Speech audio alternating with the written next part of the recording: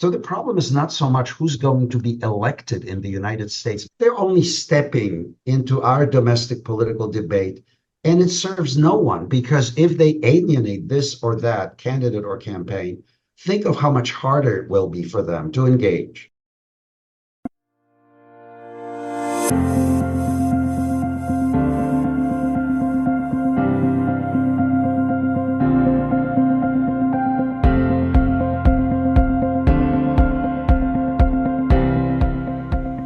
Hello and welcome back to The Focus. In this episode, we are joined by first-time guest from Washington, D.C., Dr. Andrew A. Michta. Andrew is a senior fellow and director of the Scowcroft Strategy Initiative at the Atlantic Council of the United States. In this episode, we'll be examining a recent article written by Andrew for Politico, "The West's Biggest Vulnerability is Internal." Andrew, welcome to The Focus. Thank you. Thank you for having me.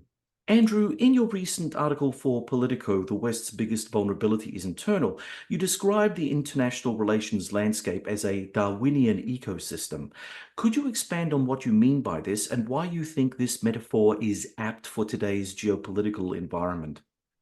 I think it's always been the case. I mean, we like to talk about the rules-based international order, international law, but when it comes to core national security issues and how states interact, we're really in a self-help system. We can offset some of our vulnerabilities by engaging in security arrangements, alliance building, but ultimately in the final analysis, it all rests on hard power and whether or not you can provide for your national security or not. I mean, to me, national security is the irreducible function of the state. We like to talk about complex interdependence, a lot of fashionable political science lingo, but I take a much more straightforward view. I think, yeah, there is dependence in the international system. There's nothing complex about it. It's who depends on whom for what. Just one example. We live in a world where there is no somebody who can actually, make sure that everybody adheres to legal norms and rules. The United States for quite some time has provided that as the arbiter, if you will, and the greatest power. Never really a global hegemon, but a country that can project power into different parts of the globe. But in the final analysis, it's a pretty nasty environment out there, and states get away with things simply because they can. And it has very little to do with social justice, political justice, or rules. You've drawn parallels between key historical moments like Reagan's administration, Gorbachev's glasnost and perestroika, and today's global dynamics. How do these moments inform our understanding of current geopolitical shifts? They're inflection points. There are times when power differentials narrow between states, and that in and of itself creates systemic instability.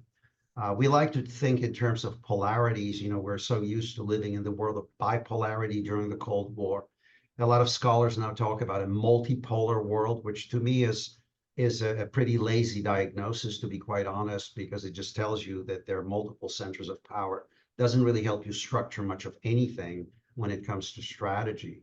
I think we're now, just like back then, in a period of considerable systemic instability, where those regional power balances are going to be key, and they will make a difference between, some larger global crisis or the system holding. And let me name the theaters right off the bat. It's Eastern Europe right now, the war in Ukraine. It's the Middle East, Israel, Hamas, and Iran. And it's the Indo-Pacific, where there's a storm brewing, as you know, because of the Chinese pressure on Taiwan. One more additional possible area could be the Korean Peninsula, because what you have is you really have an axis of dictatorships, Russia, China, North Korea, and Iran, working together in order to dismantle the current power distribution and establish a system that favors them. You mentioned this axis of dictatorships. But of course, there is no formal alliance or entente between, the People's Republic of China, Russia, North Korea, and Iran. So is thinking about this as a formal organized alliance structure wrong in some fundamental way? Because when we pick up a history book and we look at how the world was turning all those years ago, people used to sign documents, people used to do things that solidified relationships, especially strategic ones. Well, there's some of it. I mean, China and Russia talking about no limits partnership, for example, after the Xi and Putin summit. Security cooperation agreements that I'm sure, and defense cooperation agreements that I'm sure are negotiated. They may not be public, but during those bilateral visits, whether it's Putin going to North Korea or Sino-Russian discussions, this is really about interests aligning. It's the enemy of my enemy as my friend, if you will.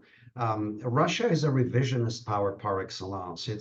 It's seeking to relitigate the post-Cold War settlement. It's basically engaged in this neo-imperial drive and then tries to establish a sphere of influence in Central Europe. So it wants to reconsolidate the core of the old Slavic Empire, which means the Russian Federation, Ukraine, and Belarus, and then have a say, a return to Europe as a great power about what's happening in Central Europe.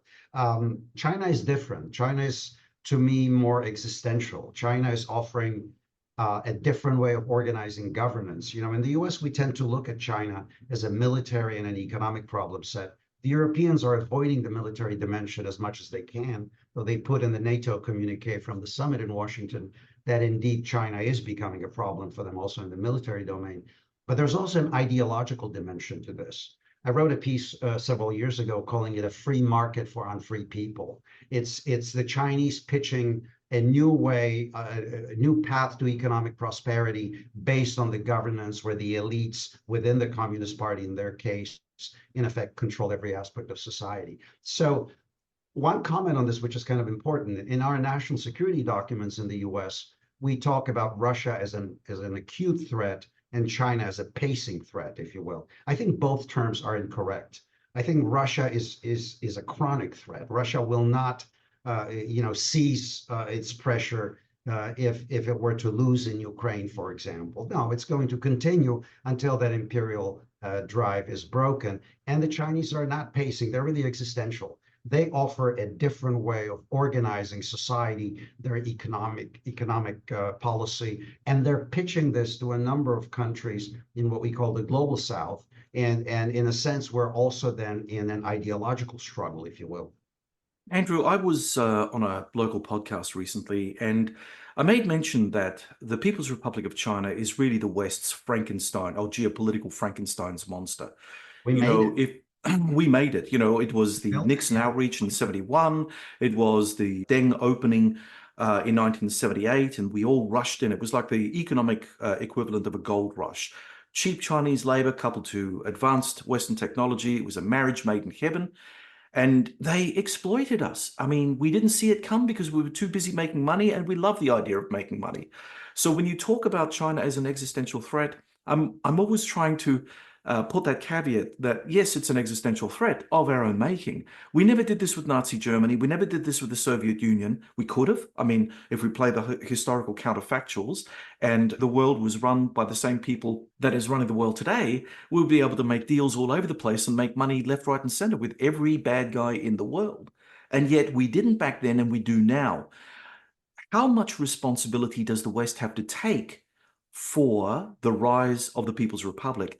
And how do you think we can decouple ourselves since we have now gotten into bed with them? There's a lot of economic arguments saying that it's going to be almost impossible for us to fully decouple from the People's Republic. So they will always have their hands in places that we don't want their hands to be, right?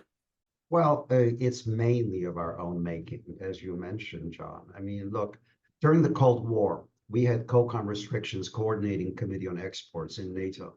You couldn't sell the Ruskies a 386 Intel-based PC because it was dual-use technology. The same went for basically everything. And the Russians could steal and reverse engineer what we produced, but they had to build it with their production lines, with their alloys, with their dirty clean rooms, with their drunken labor force and the rest of it. So we never had any concern that our technological culture, something that took generations to develop, would somehow be siphoned off and transferred. I wrote a piece several years ago calling the post-Cold War 30 years as 3 decades of delusion. And I actually think we built an ideology around what was essentially pretty straightforward. Globalization at the core was really 2 things. The Chinese opened up the vast near slave labor pool where you could engage in labor arbitrage and make 80% more on the dollar or 90% more on the dollar. And the Russians tied their energy pipe to Europe. And you know, the whole idea of energy transition and, you know, natural gas as a gateway to renewables and all that jazz that you heard in the European Union all the time. In a nutshell, it was greed masquerading as an ideology, because the arguments we were making was, you know, as the Chinese middle class rises, it will demand political representation and it will become more pluralist, and boom, Jeffersons will rise. I mean, Bob Zoellick, as late as I think 2005, was saying China will become a responsible stakeholder in the international system. Who were we kidding? And most of all, you know, all of this was counterfactual. Because if you look at how nations rapidly modernize and what happens to them in the process, look at my own country, look at the US, the late 19th century, early 20th century, very rapid industrialization, vast expansion of the manufacturing base. Three things happen. The US becomes much more geostrategically assertive. So what the Chinese are doing in the Indo-Pacific, they're bidding for regional hegemony, very much like what the United States was doing in our hemisphere and beyond. You also become much more nationalistic or patriotic, depending on how you want to call it, and you become much more committed to the political system that made this rapid modernization possible. And in our case, it was democracy. So the idea that the Chinese would reject this commercial communism and all of a sudden start engaging in Western type of thinking was just simply delusional. Now, we did this for so long. And we took the jewels in the crown in our technology and handed it over to a 1.4 billion communist state. You know, I've been writing for the imperative of decoupling for the last 20 years. You simply cannot provide for your own national security, confront a country that's encroaching on your interests, and depend on it for 80% of your antibiotics and other medicines, most of your steel production, and on and on and on and on.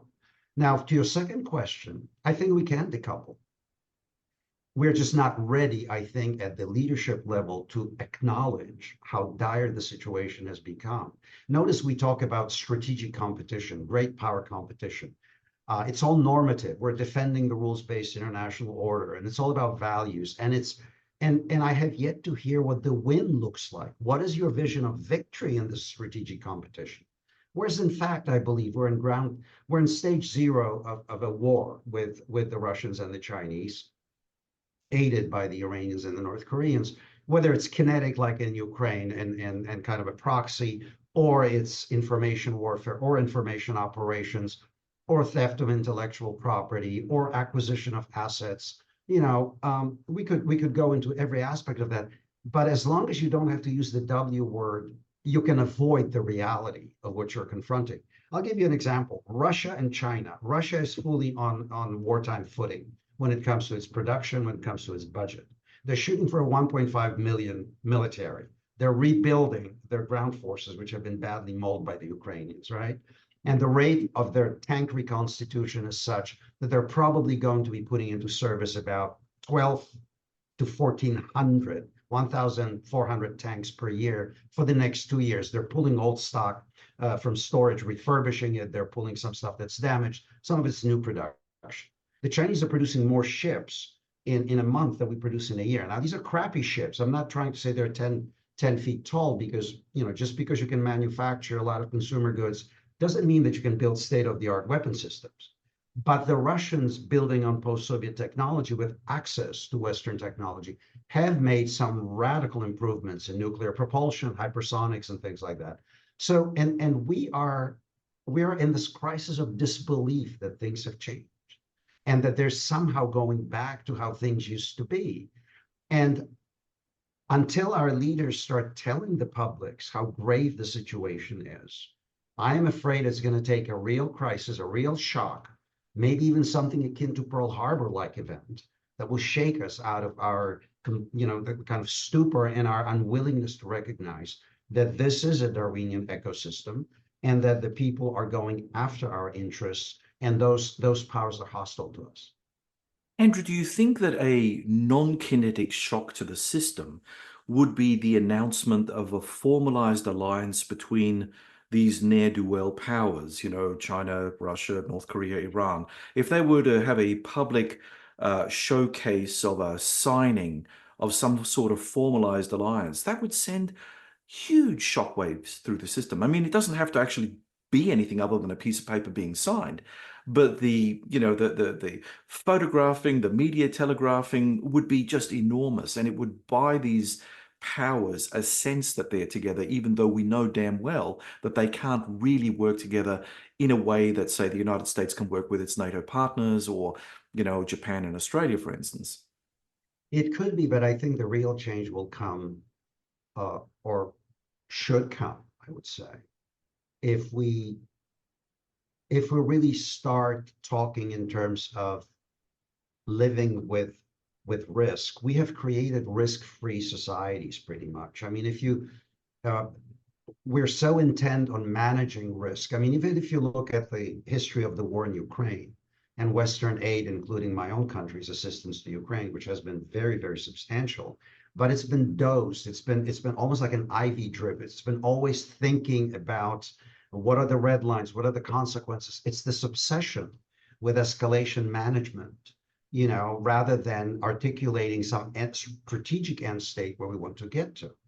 I think what passes for national security conversation in most of Western capitals, unfortunately these days, is still largely relitigating history. It's talking about the past, very little about the future, precious little about the future, some about the present. And rather than talking about irreducible national interests, then from there going into which critical theaters do we have to hold, then from there going to the force posture and assets and what we need and the money that we need to spend.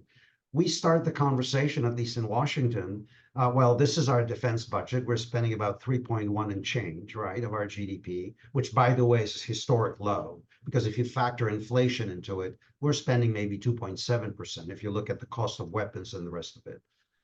We are unable to produce weapons at speed and scale. We're building these exquisite precision platforms, but with very limited numbers. For 20 years, we fought scheduled wars for all practical purposes, John. We could decide on such and such a day, we're going to launch an Iraq operation, and we need so much in terms of logistics and equipment, just-in-time delivery. So we consolidated our defense infrastructure. We have only 5 prime defense and space contractors in the US left, in part because administration after administration said no more big orders, just-in-time deliveries. Well, right now we're looking at this. We're looking at the levels of equipment attrition. We're looking at ammunition consumption. We're looking at, the attrition of personnel. If you look at the sizes of our military, and then we understand the logistics will be under threat. So I'll give you an example. When the war in Ukraine started, the second one in 2022, during the first offensive, the Ukrainians were shooting about 4,000 to 5,000 rounds of howitzer ammunition per day. The Russians were at 25,000 on average. They're going up to 40, 50, and 60. The US was producing 15,000 rounds of howitzer ammunition per month. The Ukrainians were shooting in 3 days what we produced in a month. This year, there's been a leak from NATO that went into the press. It is estimated that the Russians will produce almost 3 times as much of howitzer ammunition as the United States and Europe combined. So think about it. They're on a wartime footing. They're producing mass quantities. Yeah, those weapons are inferior to what we have. The Russian tanks are terrible. But every tank takes a missile, a javelin, a round. And if you don't care about the lives of your crew, and you start driving and it's only 20 miles to Vilnius, for example, from the border, less than 200 kilometers to Warsaw, and you run out of ammunition, look what's going to happen. Think of the amount of money we spend defending Israel. We're shooting millions of dollars in missiles and ordnance at $10,000 drones. This is unsustainable. Well, speaking of the more kinetic aspect of warfighting, at what point do you think the United States and its Western allies lost the plot with regard to the revolution on military affairs? During the late 70s, early 1980s, we had this thinking in the US predominantly, but it also infected its allies, where we thought that quality would be able to, trump, pardon the pun, quantity. Now, in a very real sense, as you rightly mentioned, that is true. But then again, if we dig a little bit deeper in the American military-industrial complex, Sorry, couldn't find a different adjective for it. You know, you find graft, you find corruption, very clever forms, of course, not quite as subtle as the Russians and the Chinese, but certainly something very sophisticated and something that affects the pricing of equipment. And the pricing of equipment, as you rightly point out, is so goddamn expensive that building to scale is now impossible in the modern age. I mean, you can have the idea of producing maybe a handful of, F-22 fighters or a handful of F-35s or maybe 2 or 3 warships, per year, if you're lucky with the sort of modern technology you're putting in. And yes, they may be able to shoot down um, whatever many that the of platforms that the enemy can throw at us. But in the end, all that rubbish equipment, as you rightly pointed out, that is being aimed at the US and its allies right now, with meat wave after meat wave, will accomplish its role, as bloody and as awful as it sounds, over and above what we can put on the table. So how do we get over this? Because this is now a disease that started off in the United States, it spread all over the Western Alliance, and everyone's scrambling around looking for a way out of this situation where we too can produce affordable weapons at scale so we can fight state-on-state wars once again. Well, I think a lot has to do with actually listening to the military. I'll give you an example. Energy weapons, lasers, they should be on every ship, every boat that we have. You can then destroy an incoming drone at a cost of maybe $10 per cycle. Now, of course, there are too many lawyers in all of this saying, where does it go if it misses? Does it hit a satellite? Does it hit a commercial airliner and whatnot? My answer is it goes to God. I don't care. You need to have equipment that allows you at a reasonable cost to offset the mass that the other will throw at you. Look, the Russians the Russians are fighting today in Ukraine the way the Soviets have fought and the Russians have always fought. It's dumb. It's mass, but you know what? It's worked for them for over 300 years, and they want us to fight that fight. And precision can only get you so far. I mean, in the Indo-Pacific, precision will be more important because it's a long fight, and we have tyranny of the distance and the rest of it. But it's a very different fight in Europe, because if you look at how NATO is organized, the Russians will set up that fight if they decide to invade, and they will move. They will be in the fight, so to speak, even before the fight starts, because we will see everything. But I think it'll be very hard for NATO to preempt for political reasons. So we're in the situation. The second thing is we need to redesign our mindset in what we expect of platforms. The building of an F-35 is not really a production line. It's like building a Bentley. It's exquisite engineers, technicians, assembling it, if you will, almost by hand. So you can only produce a few of those. During the Second World War, there's a brilliant book on this. It's called Freedom's Forge, I believe, or Freedom's Foundry, Freedom's Forge. It talks about how U.S. private industry stepped in and became the arsenal of democracy. You could go to Chrysler and say, stop, building cars, start building tanks. Singer sewing machines, stop building machines, sewing machines, build M1 rifles. And that private industry actually outproduced anything that was out there.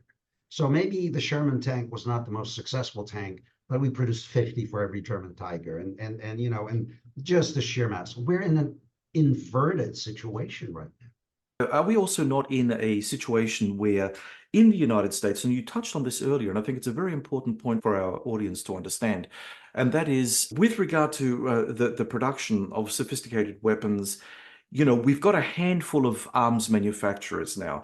In a way, we've never been in this situation before. Prior to the Cold War, during World War II, for instance, we had large companies, but there were these antitrust laws that prevented them from monopolizing everything. Now we're in a globalized society with, I think about 5 major US companies that control pretty much 99% of what comes out of US stables. I mean, that obviously is an anti-competitive issue that will affect the scale of production, and it will affect what a government can ask a company to do, because the company has its own power base, it's got its own organizational imperatives, and it can also push back to government. So at what point should we start thinking about breaking up some of the bigger defense houses, if you will, and shake the system up from the ground up? I actually think it's a question of requirements that government needs to set. I'll give you an example. The Thompson submachine gun at the beginning of the Second World War in 1941 for us cost $230 to make. By 1943, it cost $75 to make. By 1945, it cost $45 to make. The Brits would set a requirement for the Sten gun, saying it had to cost less than 19 pounds to produce. And the industry adapted. The industry started simplifying, using stamping instead of milling, cutting costs. Everybody did that. The Germans did the same thing if you look at how they produced their machine guns and the rest of it. So you need the government to come in and very forcefully say, the cost and volume is what's going to be driving this or that aspect of it. That's one thing. The second thing is, our entire professional military force model, which I think is partly responsible for the current predicament we're in. We have no reserves. Our National Guard is probably the best we have in terms of what we can field, but our authorized, NDAA authorized numbers are 1.3 million roughly. The shortfalls in recruitment for every service except for the Marine Corps are such that you're probably closer to 1 million, if not under. Okay. Nowhere during the Cold War did we drop below 2 million. At the height of the Vietnam War in 1967, we had a force of 3.5 million, and the draft was still in place. We have also forfeited something. If you look at the US Constitution, we're a quintessentially naval power. We have the Navy written into our Constitution. Congress shall maintain the Navy. It will raise an army, but maintain the Navy. If you look at the map, if you look at the hemisphere, we're a continental island, if you will. And we live in an incredibly secure neighborhood. A lot of threatening Canadians to the north, a lot of dangerous Mexicans to the south, right? And a lot of water east and west. So until you get to really modern weapons, satellites, air power, and all of that, it's a blessing that America could develop from these 13 subsistence colonies, into this incredible, powerful republic. We need to start thinking again about mass. The citizen soldier ideal. We've created a culture of security consumers. I had a conversation over dinner with a friend here, and I kind of asked him, do you feel responsible for national defense? And he said, I pay my taxes. We have a professional military. I mean, in a sense, maybe, but not really. I said, so you think of our military like a security guard at the mall? And he started laughing. No, that's not how it is. Well, actually, to a large extent, we have lost that sense of citizens being responsible. I'll give you an example of a tiny nation, Finland, 5.5 million. Everybody serves from 18 to 60. They change their specializations as they, develop their career paths in the civilian world, but they can raise an army of 280,000 at the drop of a hat. And they can go to 800,000 civilian and military in an emergency. Trust in government is off the chart. In a country like the United States, and I wrote a piece recently calling for the restoration of national military service, you lose something fundamental when you have no space where people of all races, all wealth, all class, can meet and discover that they owe something to each other. There's a nation out there. Yep. And unfortunately, ever since Nixon, ended the draft to kind of calm down the campuses, we have started moving in the direction of this consumer culture. And we need to rebuild that sense of citizenship and responsibility and service. And I'm not saying this lightly. It should be in the military sphere. It should be on the civilian side. We should go back to this traditional American ideal that we are a republic, and that we all owe something to each other, and that we have some understanding of the rest of society. There's a very ugly expression in American English these days, flyover country. I don't know if you've heard that. That to me is one of the most devastating indictments of what is happening, where somehow, unless you live in one of the coastal corridors, West Coast or East Coast, you're somehow not in the same category. We're all citizens. We all owe something to each other. And I'm not sounding like a Boy Scout here. This is really important. No, look, I agree with you. And I think that, One of my forebears back in the back in 1400s in Florence wrote a book, De Militia, and it was all about creating a citizen soldiery because, of course, the Italian city-states were fighting against each other with mercenary or the condottieri, which Sure. proved to be a very unreliable and rather dangerous way of looking after your national security. And what we're seeing today is really a Praetorian Guard being structured by the state, where the military forces are actually divorced from the community that they're meant to be serving. So national service, where you're drawing from the general public across racial, ethnic, and religious boundaries, brings people together under that rubric of national security. It allows us to become stakeholders in the nation as it once was. But of course, that's a very controversial topic to discuss. I'm John Bruni, and you're listening to Sage International's The Focus podcast. And from Washington, D.C., we're speaking with Senior Fellow and Director of the Scowcroft Strategy Initiative at the Atlantic Council of the United States, Dr. Andrew A. Michta. Andrew, you advocate for a dramatic shift in how democracies manage their defense and economic policies. What are the first steps you believe the US should take to adapt to this new reality? And do you think these steps can be readily transferred to America's allies, say, for instance, Britain and Australia? Well, first of all, we need to reshore critical supply chains to the United States. You cannot, as I said, you cannot expect to be able to run an independent foreign and security policy if you depend on your adversary for the critical supply chains. I mean, that's just basic logic. The Europeans are talking about de-risking right now, which I think is trying to find a compromise. I don't think that will do. De-risking to me is a bit like saying, yeah, Dad, I'm going to smoke marijuana, but only in the morning, and I will not drive. The reality is, as long as we stay in the Chinese markets, the Chinese are going to continue to steal our intellectual property, and they're going to leverage every asset they possibly have. I'll give you an example. There was an attempt recently by Senators Casey, Democrat of Pennsylvania, and Cornyn, Republican of Texas, bipartisan, to introduce what they called the Transparency Amendment to the NDAA that would just require U.S. private equity to report to the Treasury what they spend money on in China, because we're spending money on AI research in China. We're spending money on advanced chip design in China. I think in 2019, when I did some research on this, out of about 1 million foreign students, we had 370,000 Chinese grad students in STEM. I mean, we're training their weapons designers, access to our labs, our R&D facilities. And what I'm saying here about decoupling goes also for your country and for countries across the West. We need to finally restore national security as the irreducible function of the state. We need to bring it back into economic policy making. Okay, and if that means initial pain, governments need to work with the incentives, tax policies, but these are national security priorities. We need to have that. So that's the first step. The second step is, I am not so sure how innovative the Chinese economy really is. I mean, when I look at their submarine designs, for example, at their weapon systems design, they've made some advances, but I am not sure that they can really innovate autonomously without continued access to our R&D base. And at the very minimum, as they say in Tennessee, if you find yourself in a hole, stop digging.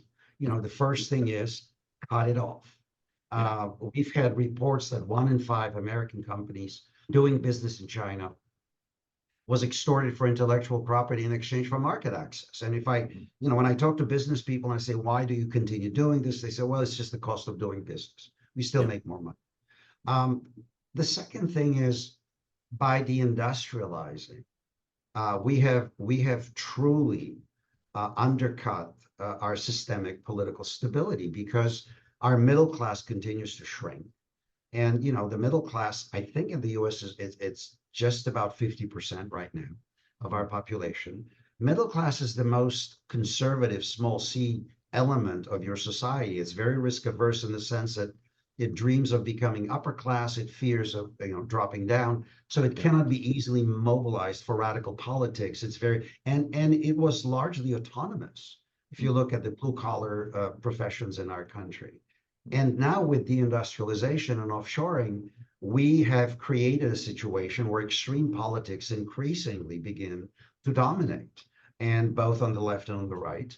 And the center is less and less stable. And we're losing the ability to negotiate and compromise. We're losing the ability again to think of ourselves as citizens of the same nation, of the same family, if you will. So we need to recognize that China and Russia are intent on rewriting the rules of the game in a way that will disadvantage us, possibly permanently, if we allow this to continue. Now, my country has a wonderful tradition. People joke, America will always do everything wrong, and then it will get to the right solution, right? I think it was Bismarck who allegedly said that God watches over bums, drunks, and the United States of America. I don't know if he actually said that, but it sounds pretty good. But it's time we start making these right decisions. And we need straight talk about what's at stake. We are the largest economy, but if you look at the structure of that economy, how much of it is in finance, how much of it is in healthcare, how much of this is in services, and what do we actually have when it comes to the manufacturing base? There are certain verities to great power politics, and one of them is that a robust economy that can produce in the event of war at speed and scale is a sine qua non of a great power status. It's that simple. And when people say, well, complex interdependence, the Chinese will not, well, trust me, we've had cases like, if you look before the First World War, the dependence of different economies in Europe, right, that didn't prevent from that horrific explosion happening. And yeah, we're not so much interdependent as we're dependent on our adversaries. And I think this needs to stop. You mentioned that hard times produce leaders. What qualities should these leaders have, and how can current political figures transition to this kind of leadership? I use this comparison to what we call the greatest generation that we celebrate in America to this day. If you think about it, those were kids of the Great Depression. Those were tough hombres, right? These were guys who worked on farms, who worked in factories, who slaughtered animals, who produced machines. I suspect when they were drafted, they probably were underweight, and getting, a cot, 3 square meals a day, and a pack of cigarettes, which at that time was standard issue, was a good deal. Yeah. Tough times produce leaders. And I think one of the problems we have across the West is that we've lived through an unprecedented time of low risk, incredible prosperity. I look at Europe. Europe is about half a billion people, roughly. It's been rolling in butter for 30 years.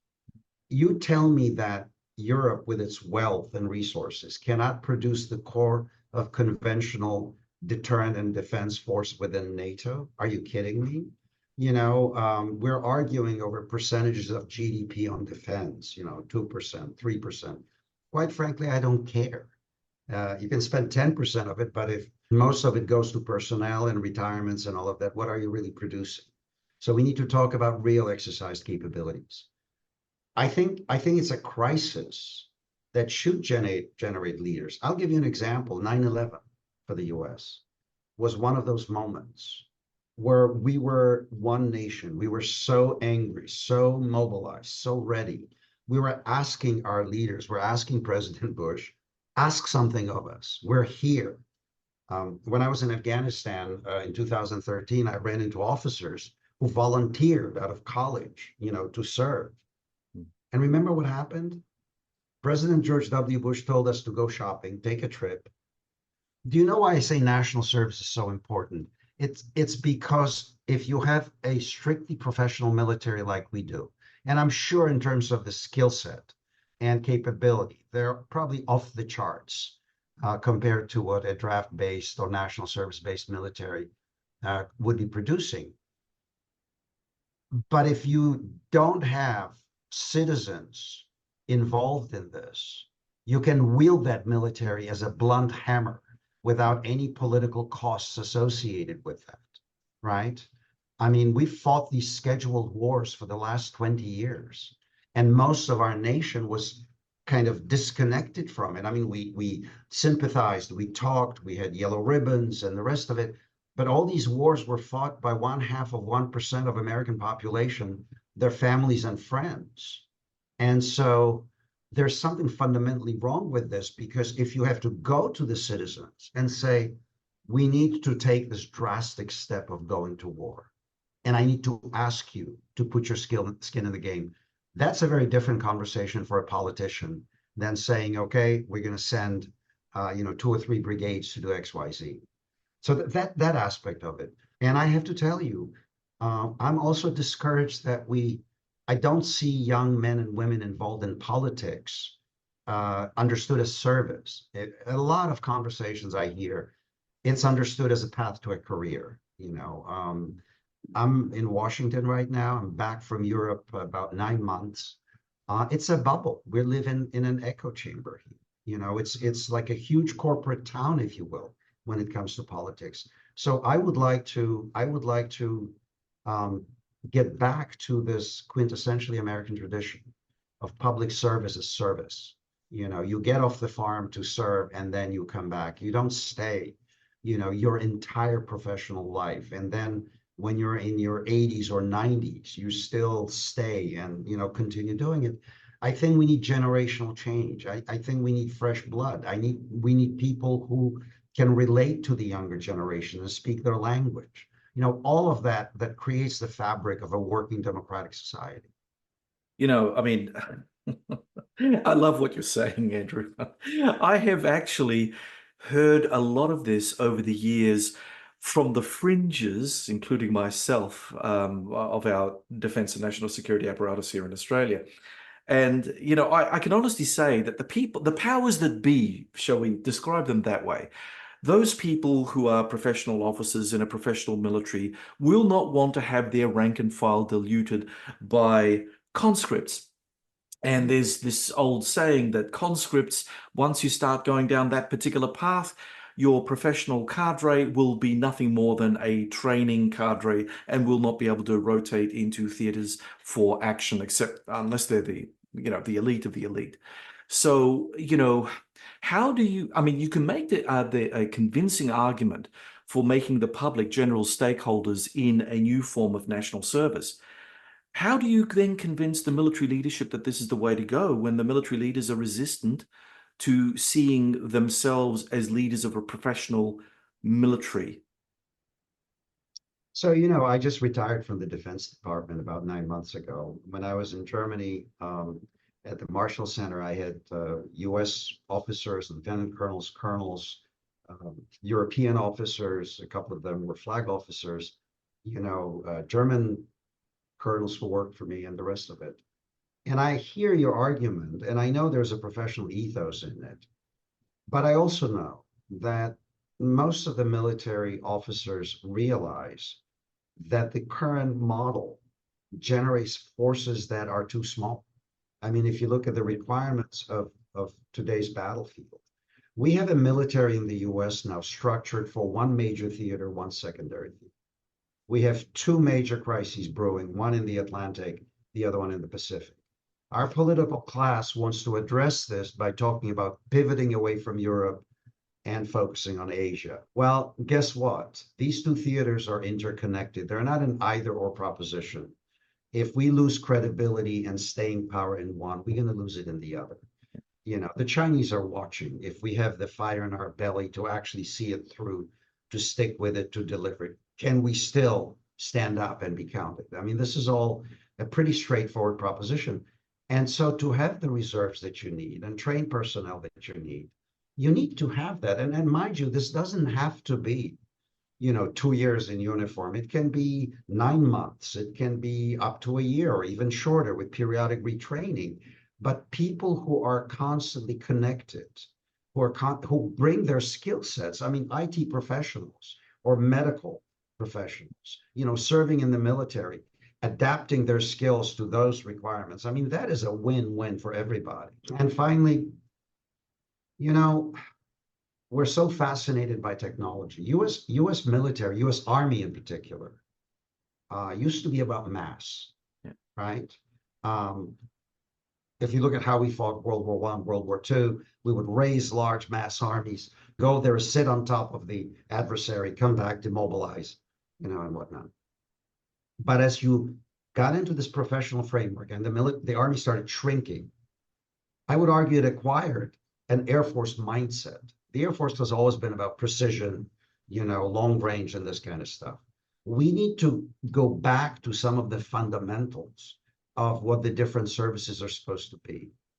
And also we need to re-embed the military back in our society, because professional militaries are, yes, they're part of every democratic society and we respect them, but civilians know precious little about the military culture, and they think what they see in Hollywood is really how it is. No, it's not. And so this in and of itself, once again, would strengthen the fabric of our democratic societies.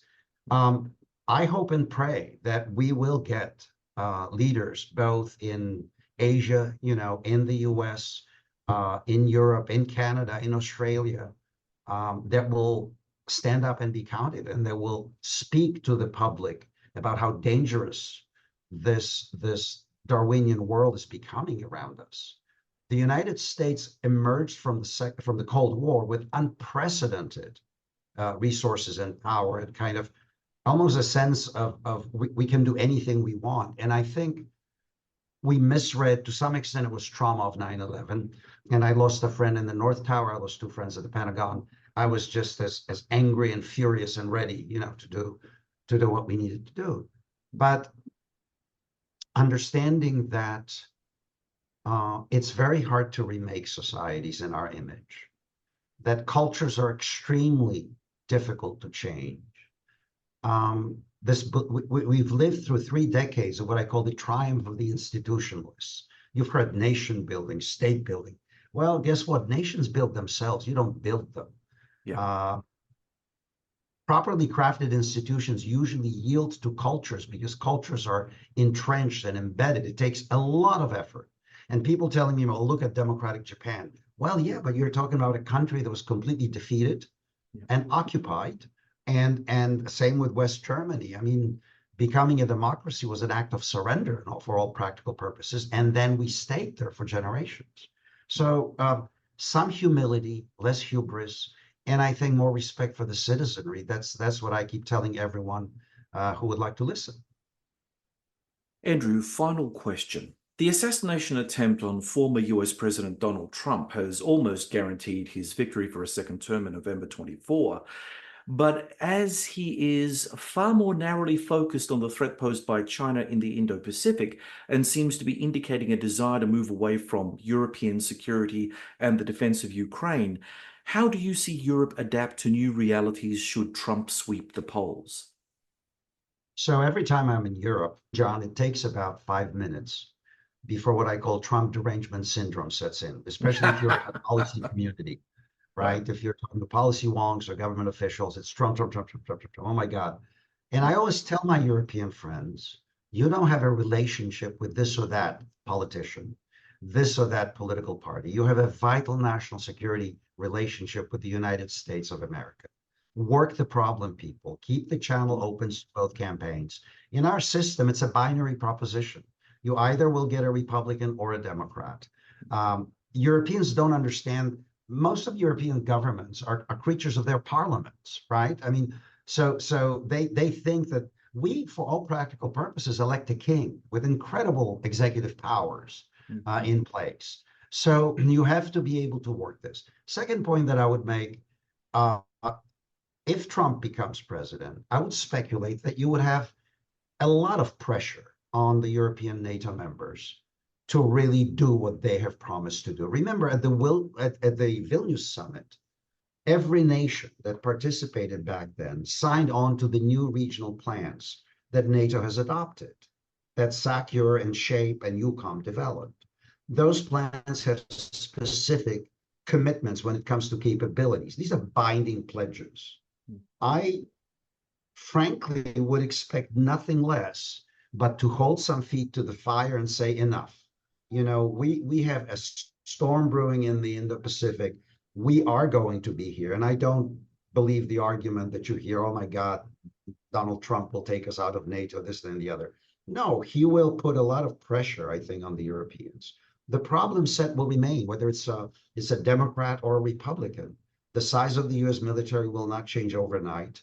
The pressures in the Indo-Pacific will not disappear overnight. The fact that the Europeans are not doing what they should be doing will not be changed overnight unless they get serious about it. It's been 2.5 years since the second war in Ukraine started.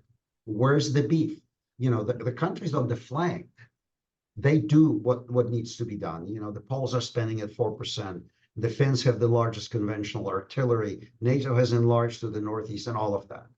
But once you start moving away from the flank, the conversation changes. So NATO is politically unified when it comes to the threat Russia poses, but there's a very different appetite for risk-taking when you move away from the flank.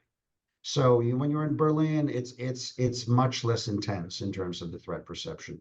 There's still a conversation about how do we get to the resolution of this conflict? How do we stabilize the situation?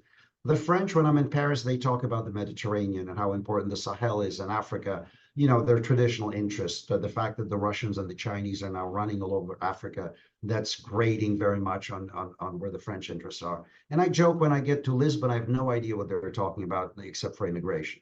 So my point is there's this regionalized security optics across Europe. So the problem is not so much who's going to be elected in the United States, because it's our domestic political process. And frankly, Europeans taking positions on this and pontificating and tweeting, they're only stepping into our domestic political debate. And it serves no one, because if they alienate this or that candidate or campaign, think of how much harder it will be for them to engage. So I tell my European friends, calm down, stop freaking out, to use the vernacular of my daughter's generation, and make sure you're talking to both campaigns, but most of all, make sure you meet your obligations. Because even if you get a Democrat president and not a Republican president, the fact that NATO needs Europe to provide the bulk of conventional deterrence and defense is not going to change. We will be there with our, nuclear umbrella, high-end enablers, our contingent, our portion of that. But the time when the United States could provide 70, 80% of everything that NATO had, that time is over.